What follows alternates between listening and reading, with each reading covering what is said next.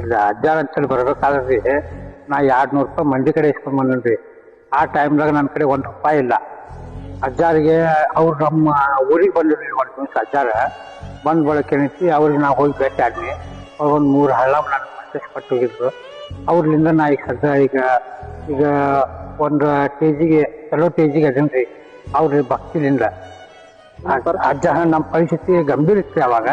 ಈಗ ಅಜ್ಜಾರ ಈಗ ಮಾಡಿಸ್ಬೇಕು ನಾವು ಅಟ್ಟ ಚಲೋ ಅದೀವಿ ಅನ್ನುವಂತ ಹೇಳ್ತೀವಿ. ನಾವು ಈಗ 3 ತಿಂಗಳು ಆಯ್ತು ಅವ್ರ ಹಚ್ಚಿ ಬರಾಕತ್ತೆ. ನಮಗಂತೂ ಅವ್ರಲಿಂದ ನಮಗೇನು ಕಡಿಮೆ ಆಗಿಲ್ಲ. ಮೊದಲು ಕೊಟ್ಟಿದ್ದು ನನಗೆ ಒಂದು 3 ಹಳ್ಳ ಮಾಡಿಸಿ ಕೊಟ್ಟಿದ್ರಿ ಅವ್ರು. ಅದ್ರ ಮೇಲೆ ಏನೈತಿಲ್ಲ ನಾ ಅವ್ರು ಹೆಂಗೆ ಹೇಳಿದ್ರೆ ಆ ನಂತರ ನಾವು ಅವ್ರ ಭಕ್ತಿಯಿಂದ ನಡ್ಕೊಂಡು ಅದ್ರ ತಕ್ಕ ನಮ್ಗೆ ಚಲೋ ಇರ್ತಾನ. ಅಜ್ಜಾರು ಚಲೋ ಇರ್ತಾನೆ. ಅವ್ರಿಂದ ನಾವು ಚಲೋ ಇದೀವಿ.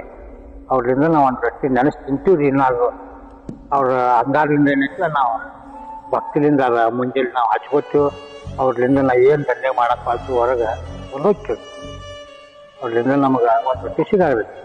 ನಾವು ಇನ್ನೂವರೆಗೆ ಬಂದರೂ ₹1 ಕೊಟ್ಟಿಲ್ಲ. ಪಾಪ ಅವ್ರು ಬೇಡಿಲ್ಲ, ನಾವು ಕೊಟ್ಟಿಲ್ಲ. ಇನ್ನು ನಾವು ಅಲ್ಲಿ ಅಂಗಡಿಯಾಗ ಕಟ್ಟಿ ಕೂತೀವಿ, ಸಕ್ಕರೆ ತಗೋತೀವಿ, ಅಷ್ಟೇ ಕರೆ.